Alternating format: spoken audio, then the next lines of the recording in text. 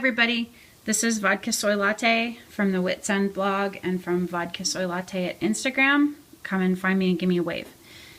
I'm going to show you DIYFish's Life Mapping version 2 inserts for 2014. I do use only the A5 size. This is my main binder. This is a Filofax A5 Malden. It is really the only one that I use. So if you're going to be printing the personal size or the pocket size, my cutting instructions won't really help you any. For printing, I chose to use 32-pound laser paper for a couple of reasons. One, because fish's inserts rely on folding and refolding, and the heavier paper tends to hold up better to that kind of wear. And because I like to use the Staedtler fine liner pens, and they are a felt tip pen, and with the heavier paper, you're not going to have any bleed through. I kind of think a 28-pound would also work out pretty well for this. So if you give that a try and you find you don't have any bleeding and your folding is holding up pretty well, let me know and maybe I can downgrade a little bit. When you print, they will look like this coming out of your printer. Sorry, wiggling. This is the first page of the month, and your monthly grid the first week, and your first weekly chart. She does give you a cutting edge for instructions and a scoring line. I did not have any trouble cutting and assembling mine. If you have trouble with yours, check out her instructions for that. I think her cutting and assembly instructions are fine. Or leave me a note and I can try to answer your questions too. I do think that her printing instructions tend to make it a little bit more difficult than it needs to be. My biggest suggestion is to know your printer and its capabilities before you even start. I opened up the files in Adobe Acrobat and I used an HP laser printer that is capable of printing double-sided. So I was able to set mine to print the whole thing in one shot. I did not have to print the odd pages and then go back and flip and do even. It was much simpler for me to do it the way that I thought was probably right with my printer than it was for me to try to follow her directions. So make sure you know what your printer can do before you really give it a start. Ooh. Okay, for printing, or for cutting, I used this cutting tool that I bought at Target quite a while ago. It has a cutting edge and a scoring tool. Perfectly fine. I didn't need anything else to cut with. This worked great, no problems at all. And for punching the holes, I just used the Filofax A5 punch. My hands did get pretty tired toward the end of it, and so I conned my husband into helping. But otherwise, it worked great. I think maybe it needs a little WD-40. Okay. This is, like I said, my main planner. It's the A5 size. I have a cover sheet and some bits and pieces to help keep me going. In addition to the life mapping inserts, I purchased the Fish's 3-year planner.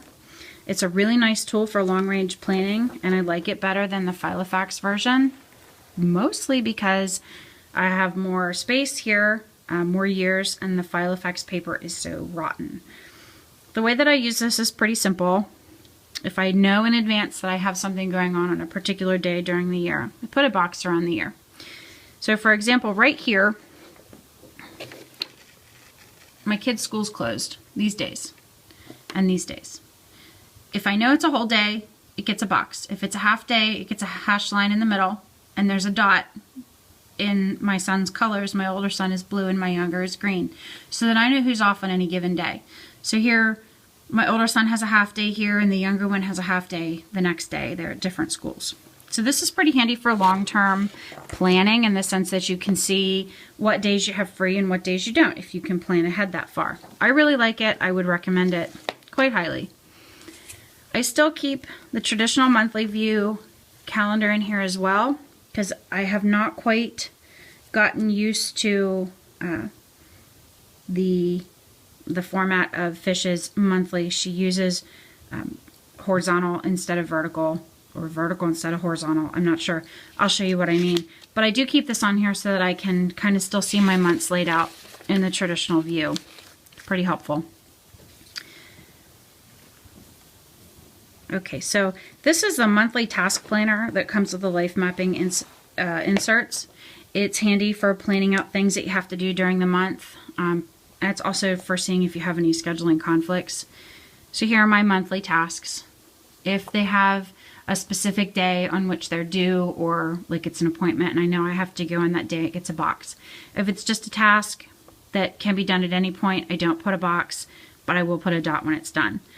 For instance, my husband's car needs inspected. He doesn't have an appointment yet, so there's no box. But once he has one, it'll have a box, and when it's done, it'll have a dot in it. My kid's school was closed on these days, and my younger son has time commitments after school on these days. So I can look through when I'm trying to make an appointment and see if I'm open on a given day or not. Or just try to make sure that I get things done. Okay, here's where it gets a little bit complicated. Here is Fish's month. Like I said, it's set up a little bit differently than your standard calendar in the sense that here's 1, 2, 3, 4. So we have a vertical week instead of a horizontal week. But that also means that your days line up horizontally. So for example, on week 1, I needed to schedule a fridge delivery, and I needed to make sure that I did it on a day that I knew I could be home and that I wouldn't have to run to pick somebody up or anything else. So I was able to look across here and say, okay, I could do it any Thursday because nobody has any commitments on Thursdays. So it's actually a fairly handy way to look at what's going to happen during your week and when you're trying to schedule it. This is a weekly task chart. Also very handy, particularly for me because my family actually shares this planner with me a little bit.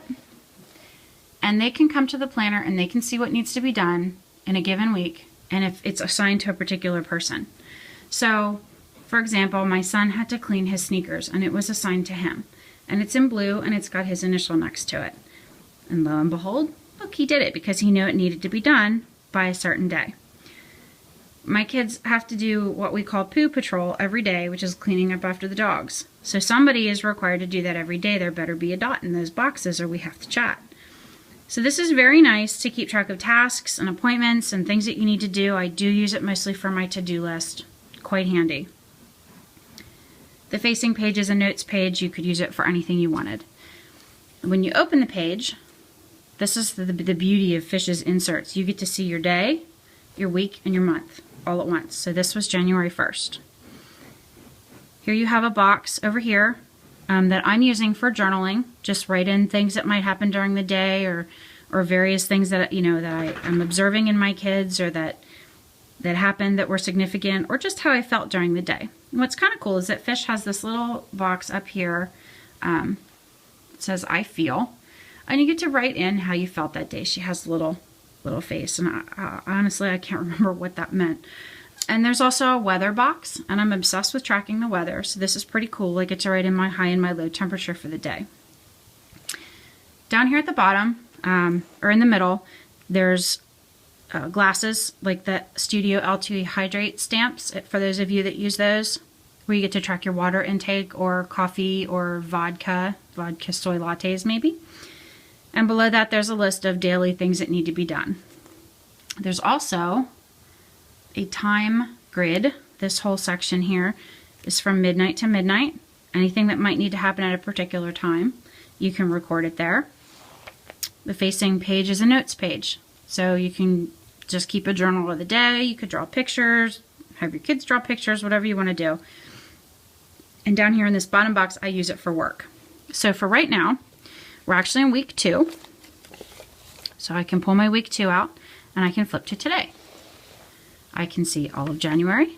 I can see my week 2 and I see today. These were the things that happened this morning. It's still very cold here where I live. Some of the schools were canceled. Some of them had delays. I have not actually been very good about marking off my drinks yet, but I'm getting there. I needed to email somebody today. At the end of the day today, what I will do is sit down and make observations about my day. I've been using this kind of as a journal. I've been making some sketches. I like to use this bottom box here for my work commitments. I keep my weeks clipped with this magnetic paper clip so that I can very easily flip back and forth between my weekly task chart and my daily stuff. So if I take that off and go back to yesterday, you can see yesterday I felt cold. Our high was 5 and our low was -9. And that 5's probably being generous. School was canceled. It was -2 when we took the dogs out this morning, or yesterday morning. And I get down through, and because yesterday the weather was so weird, I recorded some temperatures along the way. A friend had a TV show premiere last night.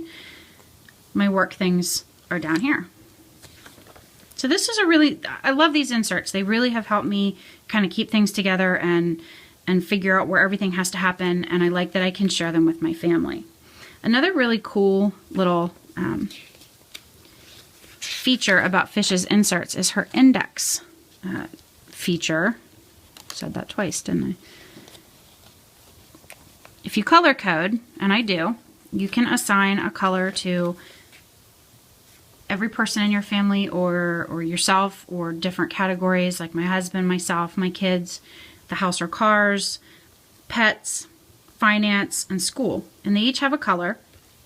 And there are grids on the sides of the pages of all of Fish's inserts. So you can mark off that day if something significant happened in one of those categories. So on this day, one of my sons had to go to a doctor, so I marked that off. So at the end of the year, when you start to fan your pages and you go through, you can see very quickly if something significant happened at any time. I think it's a pretty neat way to index, and I'm really excited about using that.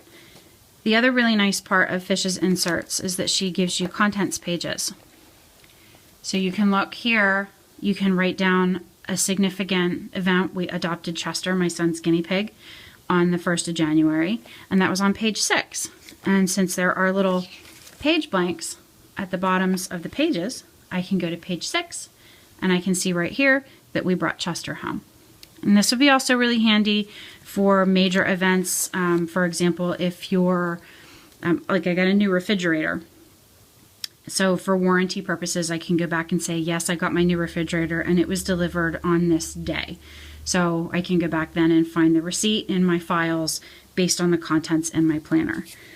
So I'm really happy with this. I'm very excited to keep going. I did use it for November and December of 2013, and I'm so pleased with them so far. My husband also thinks they're very clever, and that means he's going to be more willing to help me, and that's most definitely worth the time it takes to put this together. So I hope this helps you see the potential in Fish's inserts. It's kind of overwhelming until you start playing with them, but I think it's totally worth it.